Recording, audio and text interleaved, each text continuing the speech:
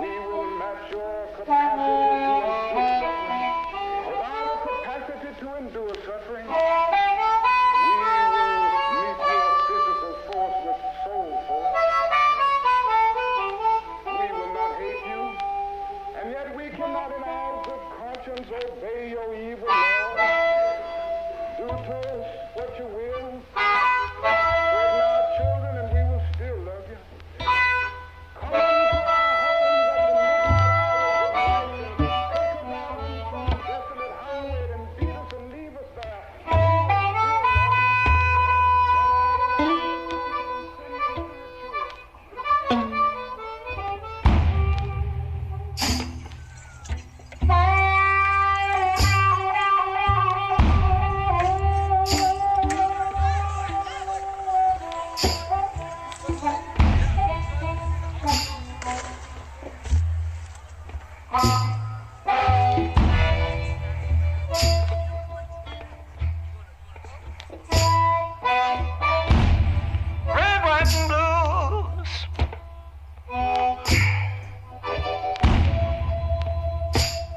This murder on Orange Avenue.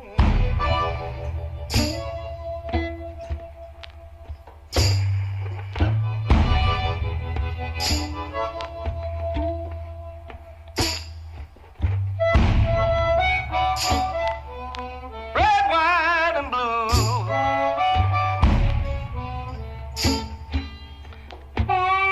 This murder on Orange Avenue.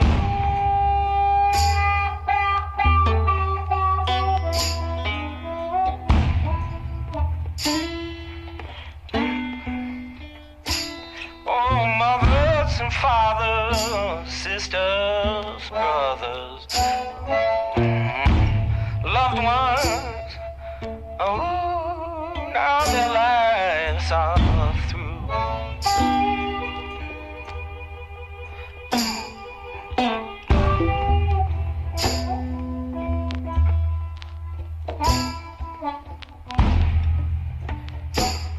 Hatred got a rifle, aimed at the heart of this land.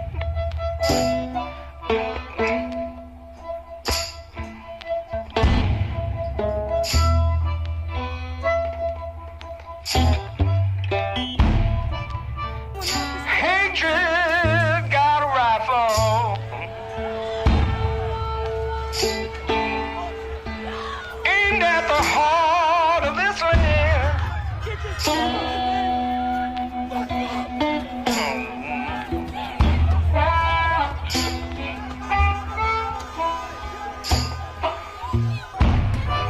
Hatred in our hearts,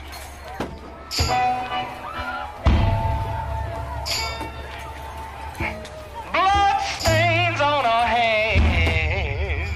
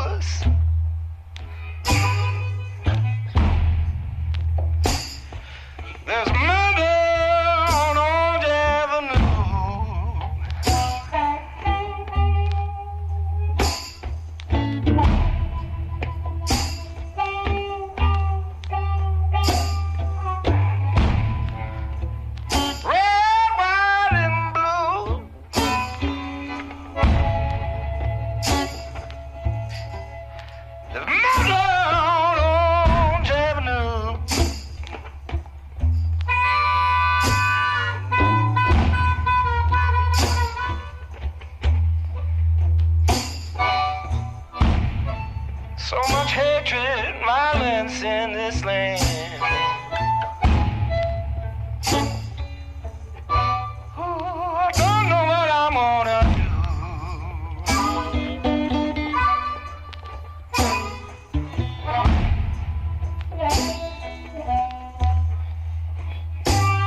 Don't know what I'm gonna do.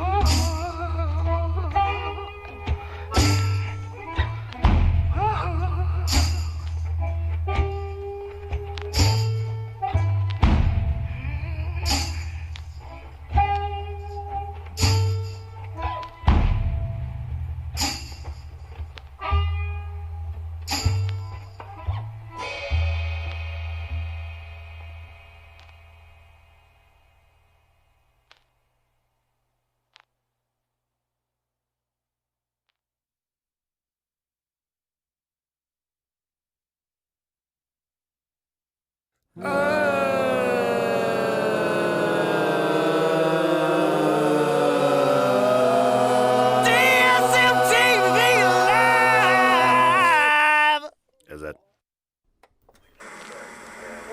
Obviously, the anger, the hostility, the bitterness,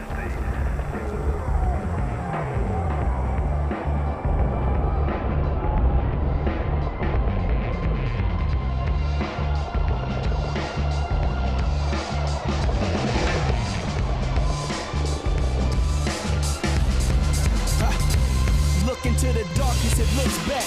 Best high in the hood since cook crack. See, that's what I'm good at.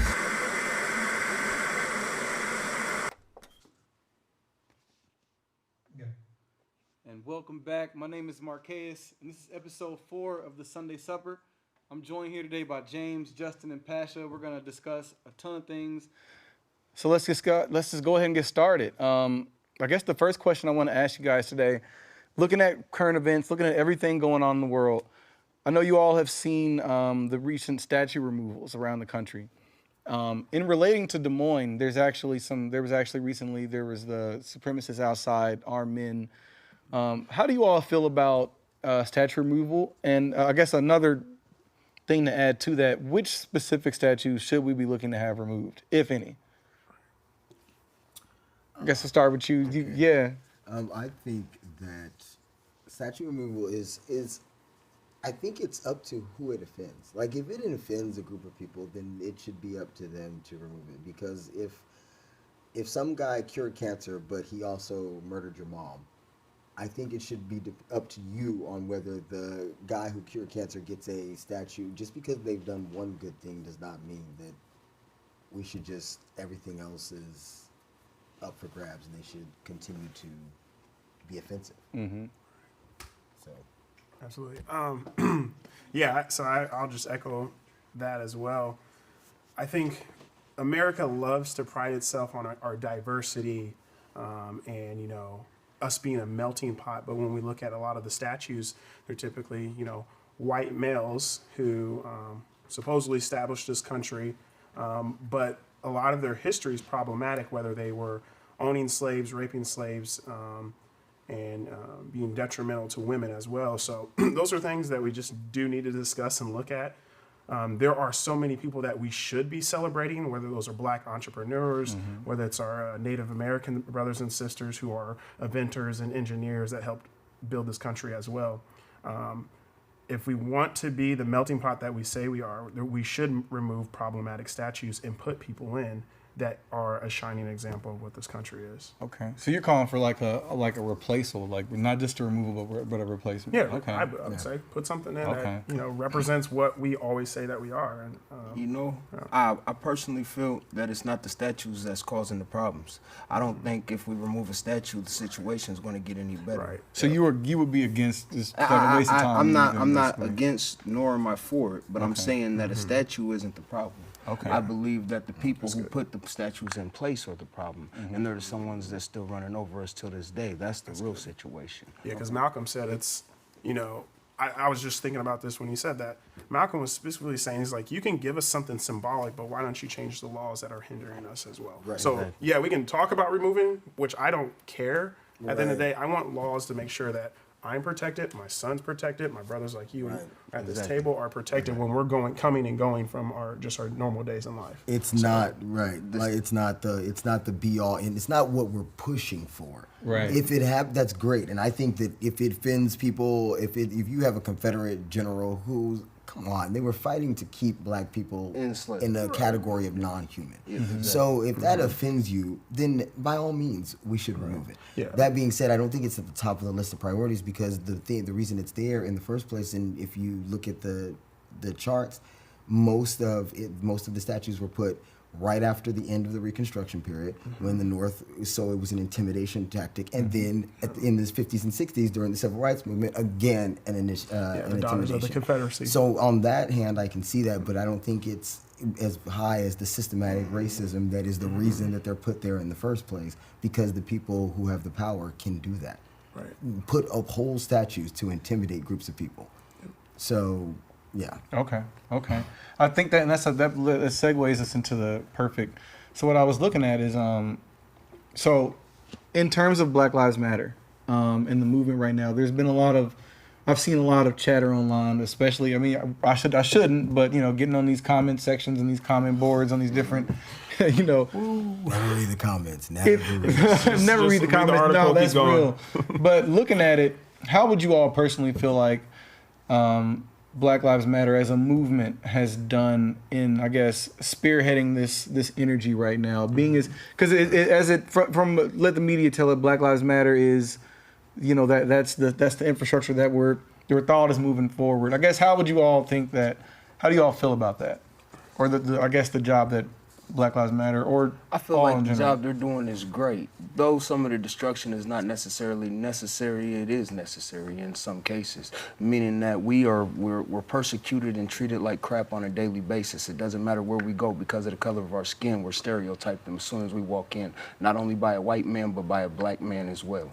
We have to worry about our own people just as well as the other ones. And the Stockholm Syndrome comes in from the fact that we'll start to be more lenient on the white people because they're nice to us versus our own people because they look at us funny. But that's how we were all taught. We were all taught wrong. So because we were taught wrong for 400 years, our actions are still reflecting the lessons we were taught. Working against each other. Okay. I can't agree. I not all the way. Only because I think that what is pushed is the narrative that we're working against each other all the time. I don't believe that at all. I don't think that is the case. I think, but as far as Black Lives Matter, first, I want to address the destruction. A lot.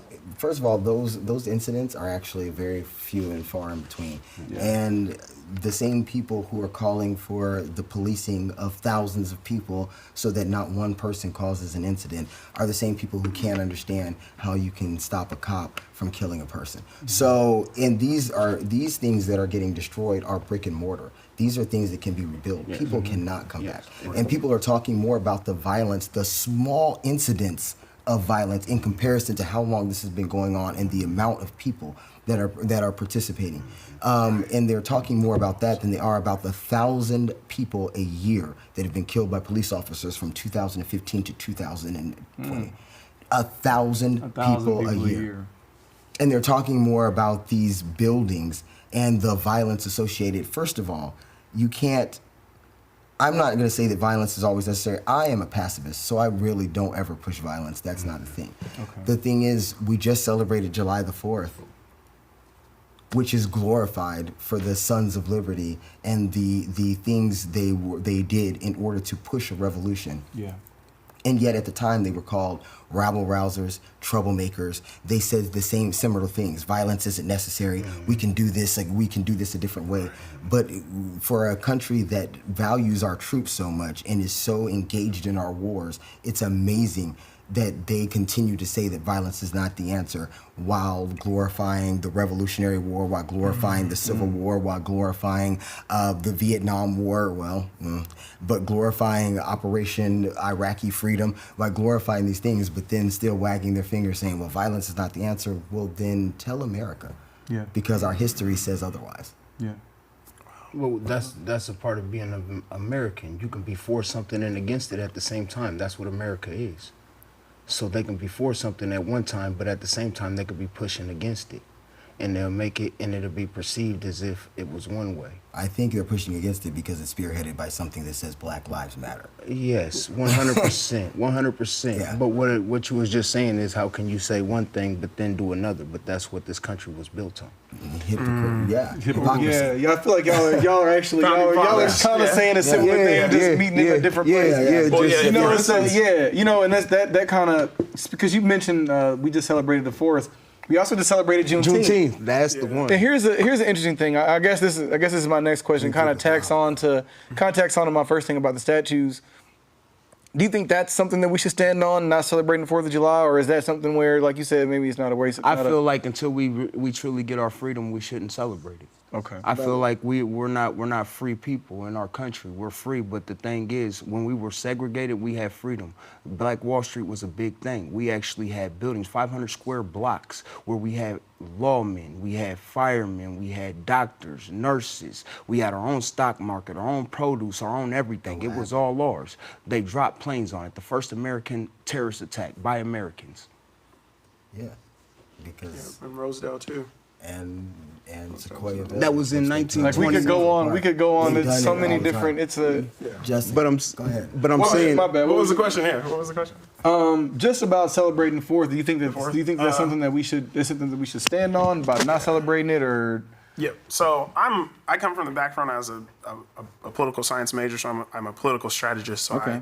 I monitor, the crowd and where things Different can be trends swung and and- how you yeah. can win it. So I wouldn't necessarily say not celebrate the 4th of July because we'll get more pushback, but we can amplify Juneteenth.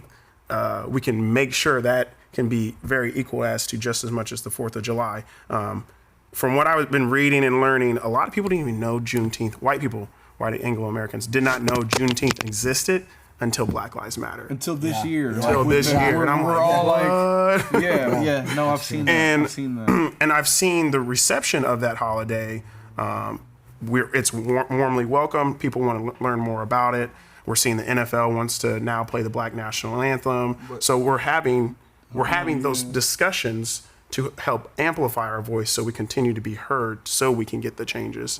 So like I think of it just from a political standpoint, how can we win people over in different ways? So do you believe that we should celebrate a day of independence but on the streets protesting for our independence?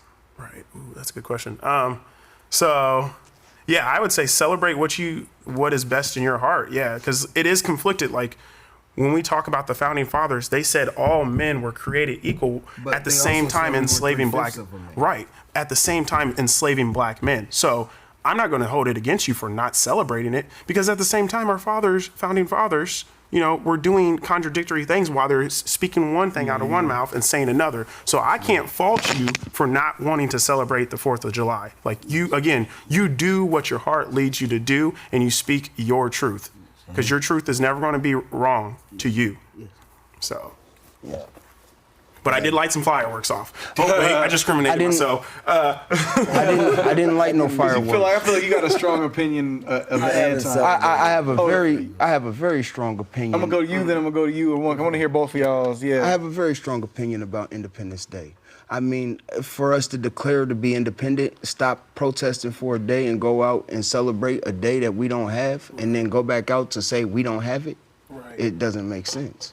I don't think as black people we should celebrate it, because we should unite as a people until we truly get our independence, which Juneteenth isn't even our independence. We're still struggling with it today. And that goes into the curses of Deuteronomy, but that goes on to another level because we're different people. But that's for another topic, for another subject. You can go on ahead. Personally, I haven't celebrated in like 5 years. Okay. I stopped. It didn't make any sense. Yeah. I think I celebrated in the first place because I was a military brat. So I was military dependent. I was born on a post, and then I went in the Army. Okay. So it was always just, but once you kind of get out of that brainwashing of being in the military or within the military, then you kind of shake yourself, and it's and so then it's like, so after that, I haven't celebrated in years after that, because it is I feel contrary, because no, I'm not free. Like that's and when like it's the Supreme Court literally just made it. What was it, about 4 months ago? They literally came with a Supreme Court decision that we couldn't wear our hair as it grows out of our head. And if that is the case, then you can't. Like, if we're still passing laws like that in 2020, then what are we? If we still have to, if that still has to go to the Supreme Court, to be discussed. To be discussed in 2020, that is. How my hair grows talk about and how exactly absolutely It was definitely a different vibe for me, anyways. Like I said, this was my first year buying fireworks, but it was just to get out the house, do some self-love, because I've been out in the streets protesting, leading marches. So it's that I'm a little pyro, so I'm gonna light stuff up. But it was a different vibe. It was almost like there's a needed celebration moment, and the break of it was probably just timing wise was a good time for. But I mean, I think it's good for. It was a good break to celebrate family or something. But but from a 4th of July was different. This 4th of July, I felt like I was celebrating that I could, close as I've ever come in my life to actually believing that independence is actually there. And so you could that it's within grasp. So this was a celebration of Viva la Revolution type of vibes. This was which is in itself patriotic in itself. Absolutely. Because it's anti-oppressive in itself. Absolutely. I want to, before we continue, I did get a chance today to speak with a local leader named Will Keeps, leader of local nonprofit Starts Right Here, artist, activist, musician. John, if you're ready, I want to go ahead and play an interview that we did with him maybe just 30 minutes ago, talking about everything. I want y'all to check this out. All right. I want to thank everybody for joining in. We are back with Sunday Supper with MarKaus. I got a special guest today with me. We got Will Keeps. How you feeling? What's up, brother? What's up, man? How you feeling, man? I'm good, man. I have my ups and downs, you know what I'm saying? But I'm really feeling good right now. Yeah. I appreciate you taking the time to talk to me today, man. I guess I'll just get right to it. It's a lot going on right now in the world, especially around here. Iowa's ranked top 5 in the nation for a lot of different things. You're known for having a great relationship with a lot of the powers that be. In your personal opinion, what do you feel like are some things that our government, our police, our community, we can do to help fix some of the issues that are on the protesters' minds right now, you think?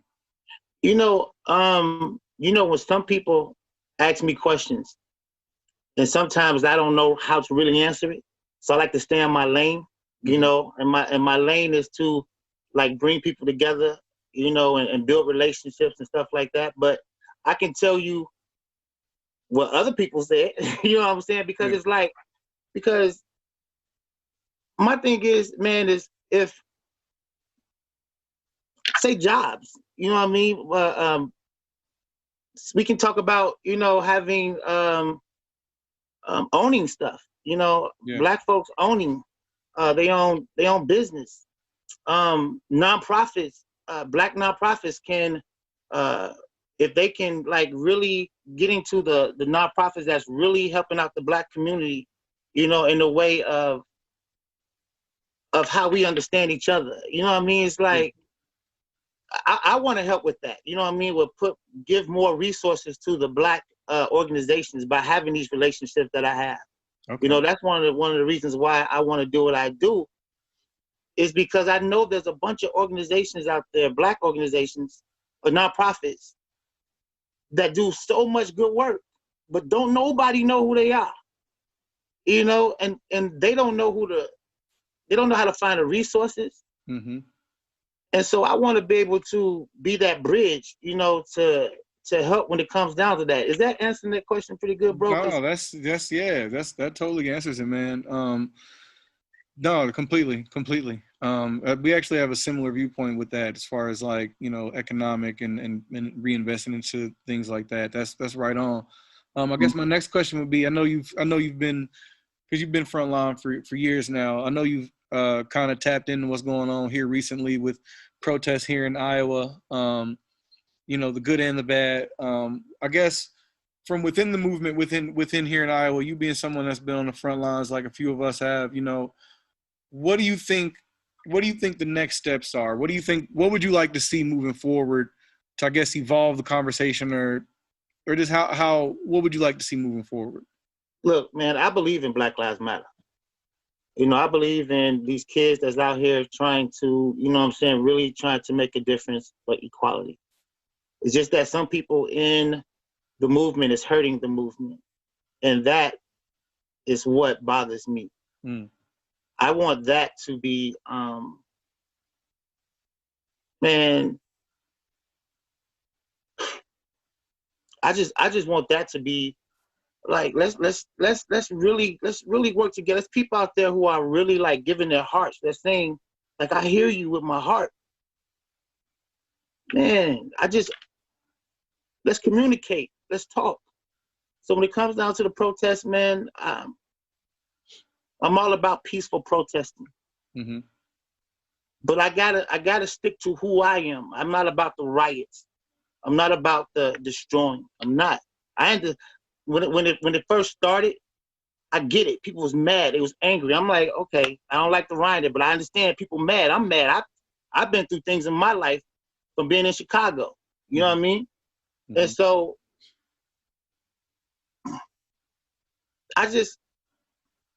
let me tell you something, man. I am really for protest, peaceful protest.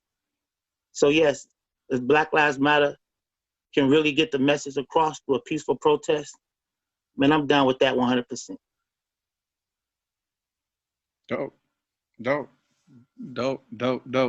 Yeah, man, and thank you for that insight. I know it's been a lot lately. I think a part of, and we always talk about this off air, is like even though there's like even with differing opinions, people like me and you, I think, can spearhead some of these conversations with just keeping that solidarity within the movement. Like, you know, us all wanting the same things, and being able to have conversations like we're having right now is exactly what's needed. So just you know, and now let's get to something else. Let me tell you something else though, Mark. Yeah. I reached out to Black Lives Matter. Mm-hmm. One of the young ladies, I won't say her name on the air.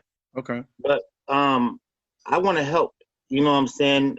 Yeah. With the relationships that I have, I want to be able to help get at the table so we can, you know what I'm saying, really fight for equality. Mm-hmm. And my daughter said to say equity as well. Yeah. So you know, because I became that bridge, like a lot of people get mad at me, bro, for having these relationships.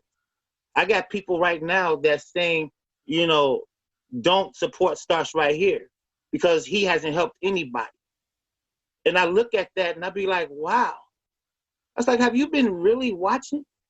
You know how hard it is for a black man with a do-rag in his head to do anything, especially in a white state.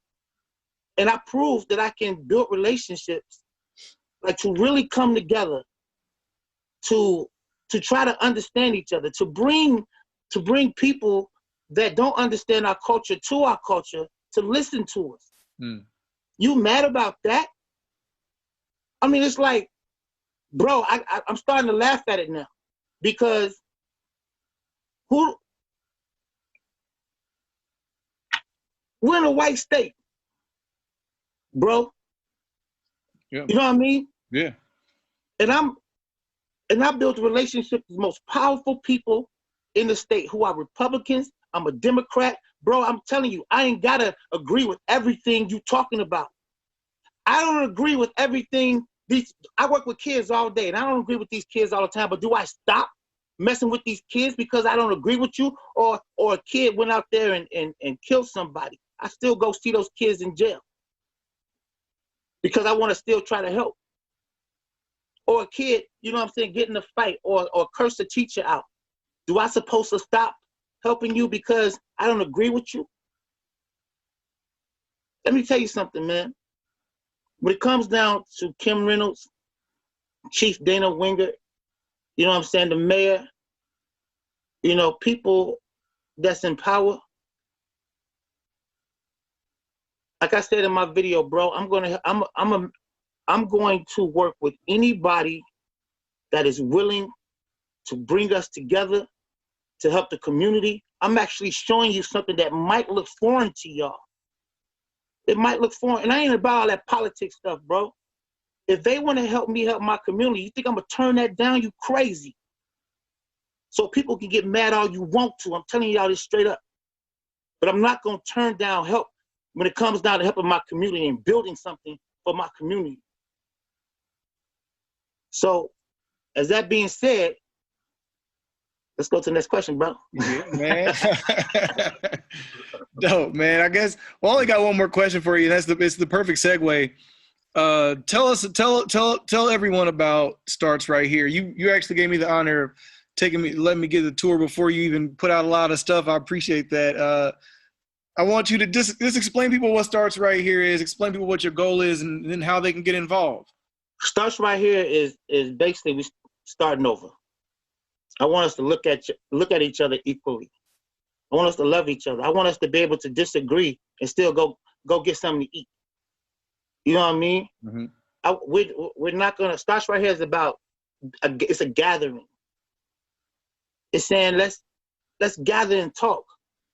So that's why I'm building this building right now. We're renovating this building so we can have that gathering. This building is gonna have an educational piece. It's a piece called with Option Program with Des Moines Public Schools, who I partner with. DMEC is going to get involved. We're going to have meetings with them so we can teach kids how to learn a trade, you know, get credits, get college credits to learn a trade. We're going to have so many different things like with mental health. Yeah. Will Walker is going to be involved. We're going to have tutoring. And when kids get suspended, they don't go home, they come to us. Mm. They got to learn, they got to finish their assignments that they miss. We're going to talk to them about why you being suspended. Like try to, you know what I'm saying, get them to not be suspended no more. Yeah. Just build that culture inside that building, man, where we are respecting each other. It's going to be a full-blown studio in there, music studio. So kids, we're going to be dealing with a lot of kids in hip hop. You know, a lot of kids in the streets, and they love music. So we're going to teach them how to work the board, work the mic. You know what I mean? It's going to be programs. We're going to have an entertainment room in there where they can watch TV, play video games, chill, you know, really relax. It's going to be a stage area in there. We're working with Iowa Workforce or Goodwill and financial literacy people. They can come in there and actually teach kids about writing applications, getting applications done, or talking about financial literacy and stuff like that. I mean, we're going to have a gym in there where kids can learn how to work out their bodies and their minds and get a credit for it.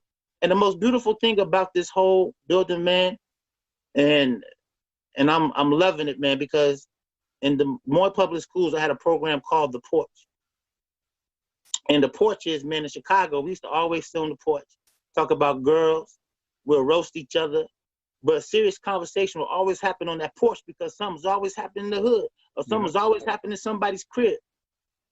So they're going to actually build an actual porch inside the building, which looked like mine did when I grew up. So we can open up dialogue, bro, where even the governor can come sit. People from the community come sit. You know what I'm saying? The chief of police come sit. Open up dialogue where so many people can really just talk. And for those who, this is the thing, MarKaus. And I got your name right because I used to call you Marcus. But MarKaus is that, man, be mad at whoever you want to be mad. You want to be mad at the governor, be mad at the governor. You want to be mad at the chief, be mad at the chief. But if you see somebody is doing something to bring people together, and these people that you mad at are saying, I want to be a part of that togetherness, then man, what's wrong with that, bro? What's wrong with that? Dang, and I said, dang, like a little kid. Dang. Yeah. You know what I'm saying? And for you to just knock a black man who made that happen in a white state, dude, I think that's crazy. I think that's crazy. But do you? You wanna hate? You wanna hate me? All that's doing is making me stronger, building me up even more. And that's why Starch right here is gonna grow like there's no tomorrow. And MarKaus, man, and I'm so proud of you, bro. Even though me and you disagree on some things, but we can still sit and talk, chop it up, have a couple of drinks. Yes, sir. You know what I'm saying? And chill. What the heck am I mad at you for, man? Because I know at the end game, you're trying to make sure people come together too and help and get people aware of what's going on. Yep. We don't have to do the same thing, bro. But at the end of the day, we are making sure that we're making a difference. So whoever mad at that, that means they doing nothing in my eyes. You can't be mad at people coming together. You can't be mad at people, you know what I'm saying, being different, thinking different, but trying to understand each other and fighting together. You can't be mad at that, bro. So I want to say thank you, man, for like really embracing me, man. Because I love you, man, for real. Likewise, bro. And I'm gonna support you and everything that you're doing. You hear me? Man, I got your back, bro. I got your back. That's the purpose of even having this conversation, is letting people understand exactly what you just eloquated, man. And we're probably about out of time, but Will, I want to thank you so much. I want y'all to, if you're watching this, to go support Starts right here. Support Will Keeps. Let's keep the solidarity going. We all know what we want to do, and it's the same end goal. So, Will Keeps, thank you so much for joining us today. I'm gonna have to have you on the panel one time, man. We got to invite all your local famous friends. We got a little bit come through, man. But yo, thank you for coming through. Hey man, thank you for having me, man. Peace out, man. Yep. All right, and we're back. Thank you for staying tuned with us. I'm here with James, local author, activist. I'm here with Justin with Des Moines, Selma, and local activist, Pasha. How do y'all feel about that? I guess we'll start with you. You had the off air. We had the conversation sparked up. We'll start with Pasha. What do you feel, man? And before we get to that, thank you again to Will Keeps, Starts right here, that nonprofit after school program. It's a ton of things he's doing with that. So y'all make sure y'all tap in and support that. But yeah, in response, I guess we'll start with Pasha. Okay, off air, I had not seen the interview yet. Yeah. After watching the interview, I would have to keep the same sentiment, but I guess I can see where his heart is, and he feels that trying to work together with people, no matter what, is beneficial to the community, and if it's beneficial to the community, then he's willing to do it, and I can appreciate that. Okay. I, however, still don't necessarily agree. I think if you have a people who are basically instituting policies, instituting laws that are contrary to the people as a whole, that getting small things done within the community, getting money towards the community isn't as great a benefit as keeping them, I don't know, out of jail for seeds and stems. Okay. As a felony. Like, I mean, it seems like small, minuscule gestures to keep a relationship and to keep things happy, but not actual policy changes that will actually go to benefit the community as a whole. Okay. And if that's not happening, then you got to wonder if it's what it's for in general. Okay. Justin, what were you? Yeah. Is he good? Yeah. So I just want to take my notes so I didn't lose my train of thought. So I'm big on Black love, and that's, loving all brown-skinned men and women who look like me. So I'm never going to knock another black man's hustle, never another black woman's hustle. So with that being said, I am a big believer in, calling one another in to, get on the same message if we are doing harm to our community. Will did post out something that was very problematic on the subject black on black crime. We'll get to that later. He did take that post down. So in that message, he was susceptible to, some of the problematic things he was saying. So also I'm a big believer in there's different roads to change. So I'm happy he has those relationships. And from what I saw this last week, he is susceptible to listening to the community. So he's connected to the community. He took the post down. So that's the willingness to listen. Willingness to listen. So that's good. Yeah. So that's a bridge. So then my thing is, we aren't usually at these tables of power when we're having these discussions. Will has that connection, and hopefully he uses that connection with the community to spread it out. So then there's a diversity of thought at that table. So not just Will Keeps, but brothers like you and me and us, and so they get a full palette. Because in the black community, we're not all on the same ideology, the way we look at things. We all have a diversity of thought in how we're going to get to the change that we want. And that's what we need at the table, not just, a token, and he's not token, but we don't just need one token black guy. So then, white leadership can check it off and say everyone. Right. And then there's a tendency to think of black community as a monolith where we'll all follow behind one leader and we can, but we're people. So we go through different things in life. I just said the other day, I was talking about Black Lives Matter, and I said, well, understand that me growing up on a military post, I was not subject to some of the things until I got out of that, what was basically a protection. And was on the civilian side of things, and then I became increasingly, of course, subjected to the same. I can't tell you how many times now, but until then, so somebody else who has been going through this since they got old enough or big enough to be perceived as a threat has a different perspective than I would have as far as my relationship when I was younger with police officers. So, yeah, absolutely, Justin is right. It's just a matter of realizing if you're the only black person at a table, and then they're getting your perspective, but that is not the perspective of all black people. Yeah. Now, honestly, I feel no matter what his personal opinions are, it's not going to change the opinions of the thousands of people in the streets protesting. It's not going to change the opinions of how they feel or what they think. To be clear, just not to cut you off, you don't think that his feelings represent the feelings of the protesters? I feel like every one of us have an opinion, and he's entitled to his opinion just as well as we are. Okay. But I don't think his opinion, just like mine, is going to make a difference to the thousands of people, not only in this country, but around the world, who said enough is enough. Okay. Not to mention, I understand the black on black. That's not good. Now here's the thing. Because that's actually my next question. That's actually my next question. I stayed away from it because that's what obviously sparked all this. Was before we get on to this, I do want to say, because he was a personal friend of mine. Rest in peace to Sir Williams. Rest in peace to Sir Williams. This conversation started around that, the recent things that have happened in our community. How do you all? I mean, I have my personal views on this, and I feel like I wrap them. Y'all, if you tapped in, you probably already know how I feel.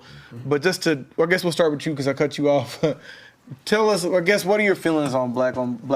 And I think because we only got like 10 minutes. Okay. I think because of how we were taught and because we were taught wrong, black on black violence is not going to end. Only way it's really going to end is if we end it. We have to form our own form of security or our own police force in our own communities. It's not going to, if we want, you want change, but you call on the cops if you get robbed or if somebody beats you up, but then you go and protest against them at the same time. You can't do that. We have to create and form our own form of policing in our communities where because we're more understanding to our people. We need to be able to police our people so there's no police officer that comes into our communities. In white communities, they have their guns, they walk down streets. Isn't that how, who am I thinking about? Ain't that how George Zimmerman killed Trayvon Martin?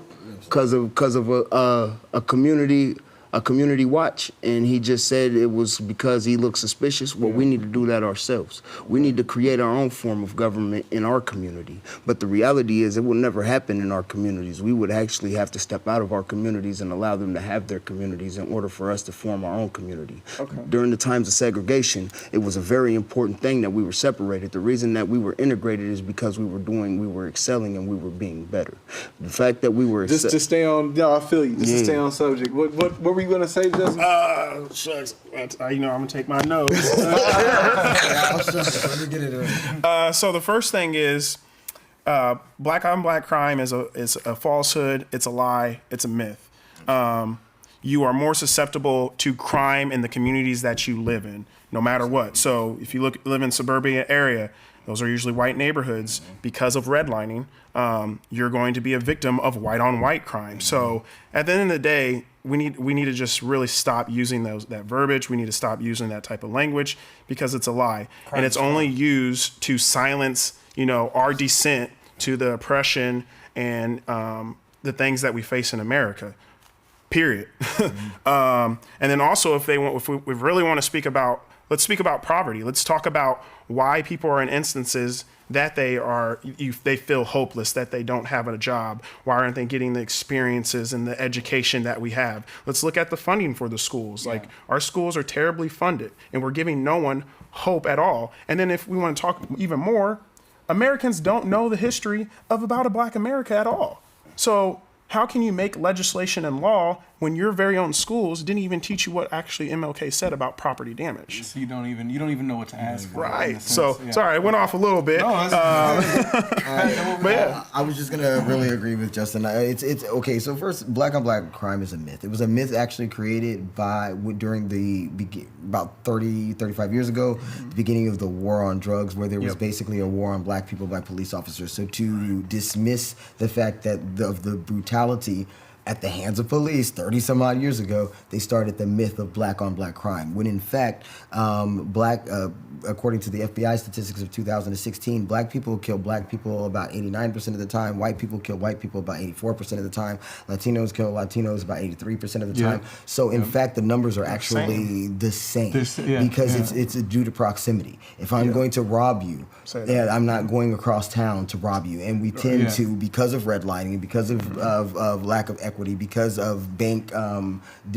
discrimination and loaning in banking and loans, we tend to group into similar communities. Yeah. So and therefore, it's an interesting That's what I was hoping you would say that too, because it's an interesting thing where, like, in order to stop black on black crime, you would have to stop black people from living around each other. In order to get the white on white crime numbers, which is more of a reflection of the fact those statistics exist, of the redlining, of how diverse our communities actually are, like how segregated that when they count white on white crime, they do not include serial killers or mass murderers. Oh wow! This is just individual homicides. Okay, that's an important. That is important. If you throw those numbers in there, then in fact there is more white on white crime than there is any other. And the fact that it's pushed is literally to just say, "Shut up. We're allowed to kill you." The sad part about that is they already admitted that about 20 some years ago. About 15 years ago, the media stopped saying black on black crime, but it's still a narrative that is pushed, and a lot of times by black people. Right. And which is bothersome to me in itself, because it's there is enough against us in America. We do not need to be pushing each other down, especially perpetuating a myth. That there is that we are somehow inherently more criminal when in truth that is not at all the case, and the numbers back that statement.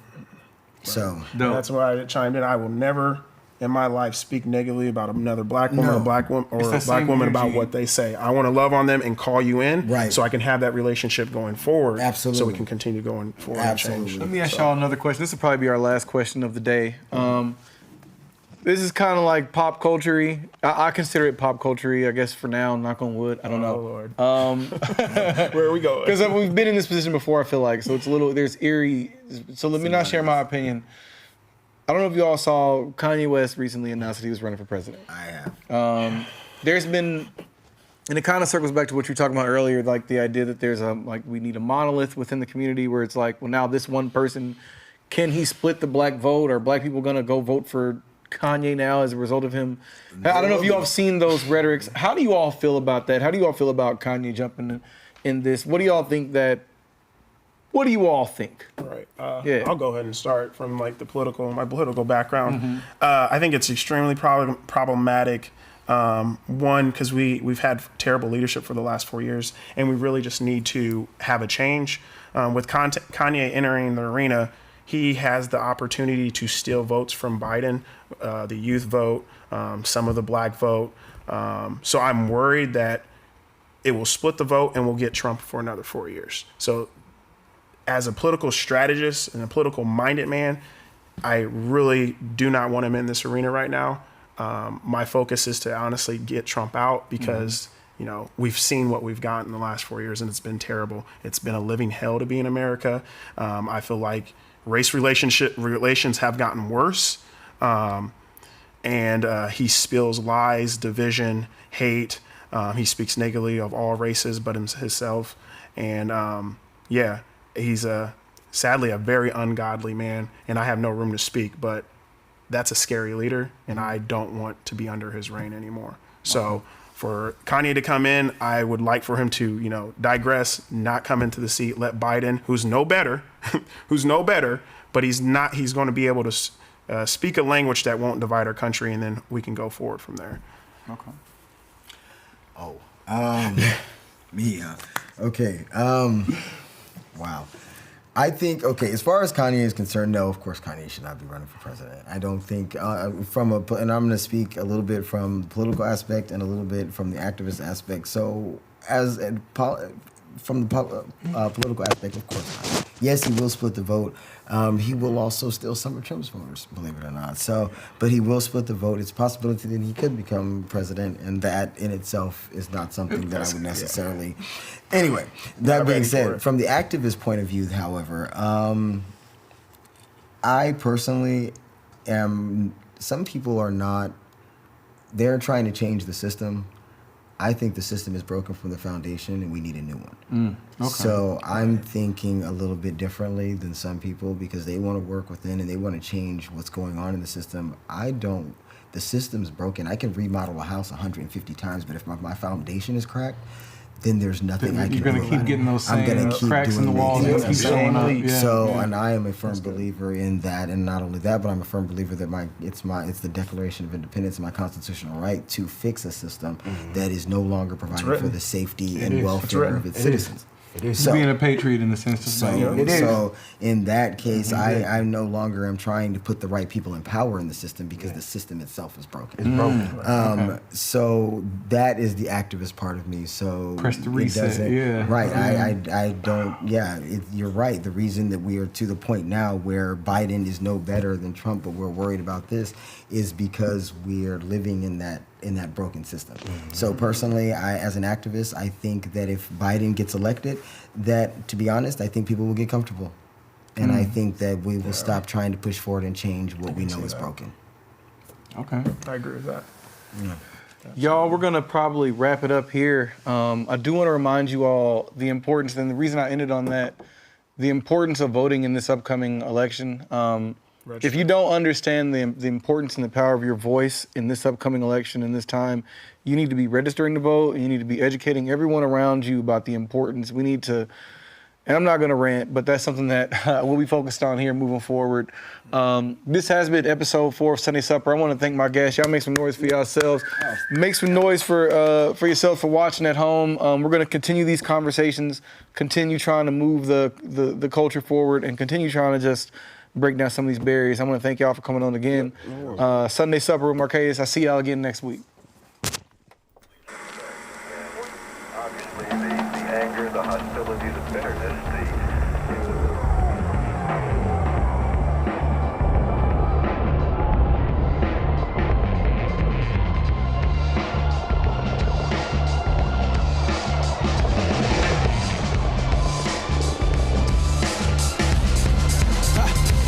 Look into the darkness, it looks back. Best high in the hood since cook crack. See, that's what I'm good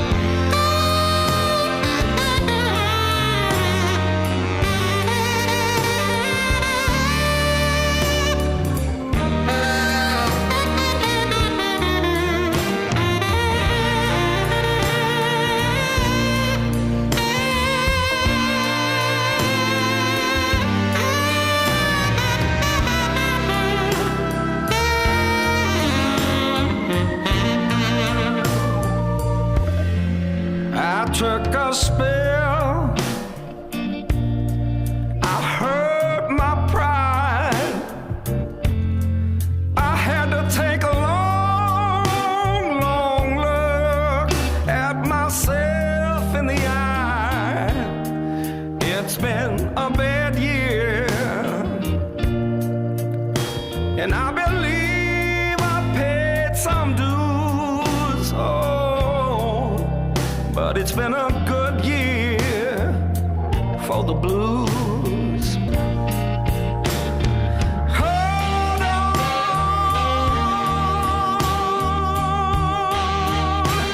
hold on for dear life. I'm trying, baby, stay strong, when the only thing I can count on is the blues.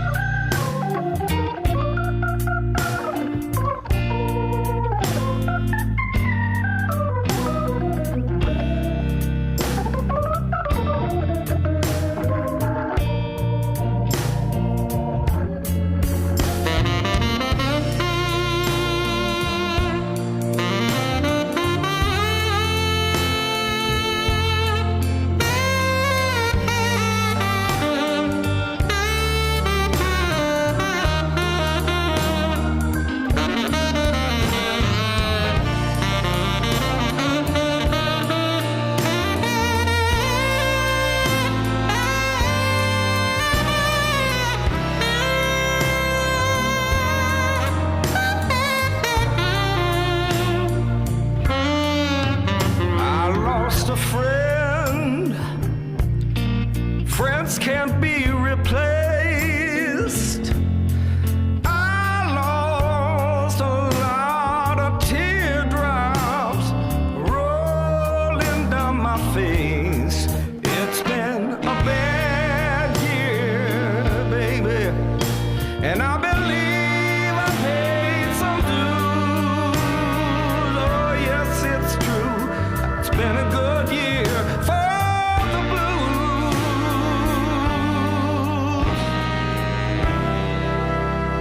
It's been a good year for the blues.